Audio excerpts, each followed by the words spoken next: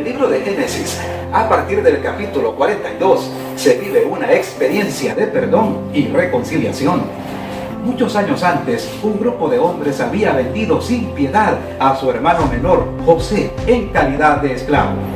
José fue llevado a Egipto, donde trabajó con empeño para superar sus infortunios, pero fue acusado de un crimen que no cometió y condenado a vivir 12 penosos años en la peor de las prisiones.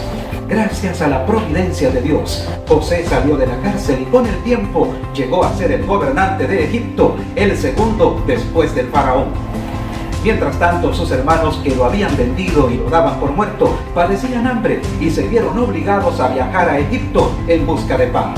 Lo que nunca imaginaron es que estaban por encontrarse cara a cara con el hermano a quien habían traicionado. Ahora bien, en todos estos acontecimientos resulta sorprendente el parecido entre la vida de José y la vida de Jesucristo. Así como Jesucristo, José es el hijo amado, cuida las ovejas de su padre, es el buen pastor, es enviado a Egipto como siervo, pero terminará siendo príncipe. Sus hermanos lo venden y entregan a extranjeros por unas cuantas piezas de plata. Así como Jesucristo, José es rechazado y sufre desamparo en su dolor, aunque también es el mandatario y gobernante. Jesucristo salva al mundo del pecado y José salva al mundo del hambre. El hambre es la muerte física y el pecado es la muerte espiritual.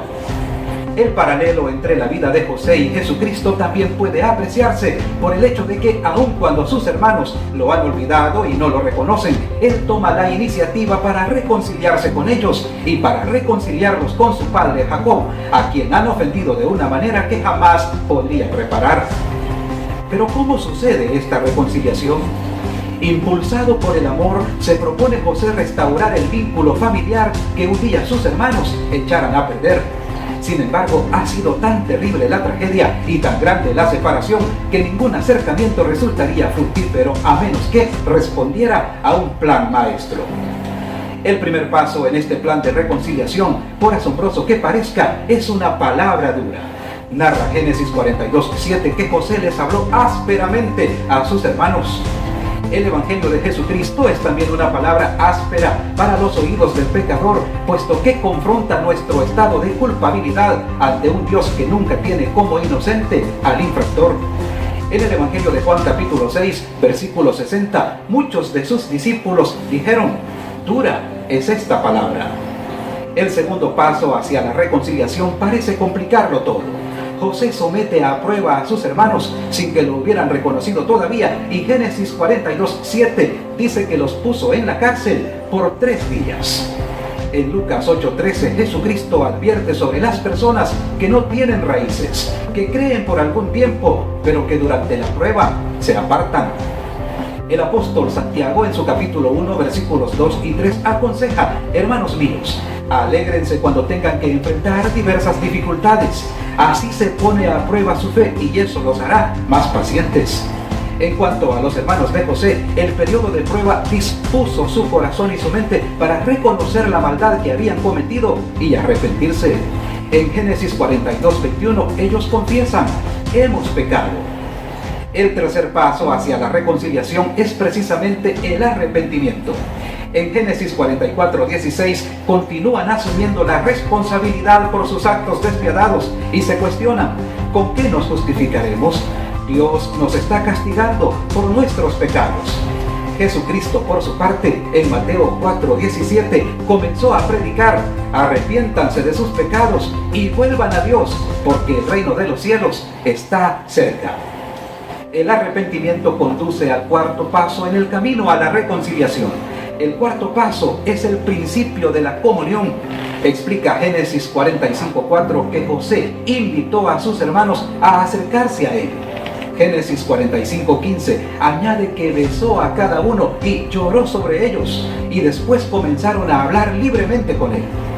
El apóstol Pablo escribe en su carta a los Efesios capítulo 2 versículo 13: ahora ustedes, que estaban lejos de Dios, ya han sido acercados a Él, pues están unidos a Jesucristo por medio de su muerte en la cruz. Hasta este punto hemos encontrado una palabra dura, una prueba, un arrepentimiento y una muestra de comunión. ¿Cuál es el paso que continúa?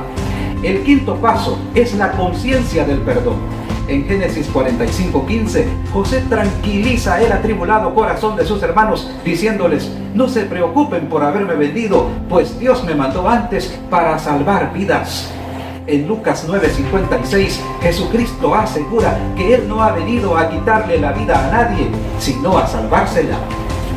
El Evangelio es una palabra áspera y es un camino de pruebas, pero también capacita al pecador para que se arrepienta y se acerque a Dios eficazmente por medio de Jesucristo, nuestra perfecta comunión, y no a través de los artificios de la religión. El resultado de todo esto es el perdón definitivo y la reconciliación absoluta con el Padre Celestial.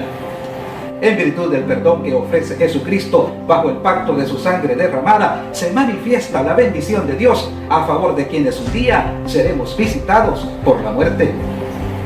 José no solo se reconcilió con sus hermanos, sino que los puso a salvo de una muerte segura por causa de la hambruna. En Génesis 45:10 y 11, José expresa su gran propósito: estarás cerca de mí. Aquí les daré alimentos a ti y a tu familia y a todos los que están contigo, para que no les falte nada. Habiéndonos reconciliado con Dios, la finalidad de Jesucristo ha sido y continúa siendo salvarnos de la muerte eterna. En el Evangelio de Juan capítulo 14, versículos 2 y 3, el Redentor promete: en la casa de mi Padre muchas moradas hay. Voy pues a preparar lugar para ustedes y los tomaré conmigo, para que donde yo esté, ustedes también estén. Si usted desea reconciliarse con Dios el Padre, Jesucristo ha dado los pasos necesarios a fin de venir a nuestro encuentro. El Evangelio es una palabra dura contra el pecado, pero dulce para el espíritu afligido y el corazón quebrantado. Las pruebas que nos aquejan a menudo las permite Dios en su misericordia, a fin de que meditemos en cuanto a la brevedad de la vida y al destino eterno que tarde o temprano enfrentaremos. El arrepentimiento es posible en virtud y solo a través de la sangre vertida en su padecimiento y muerte por el Hijo de Dios. Esta sangre constituye además la única ofrenda requerida por el Padre para acercarnos a Él en la comunión de los santos. Y amparados en tal comunión alcanzamos por gracia la benevolencia del perdón definitivo.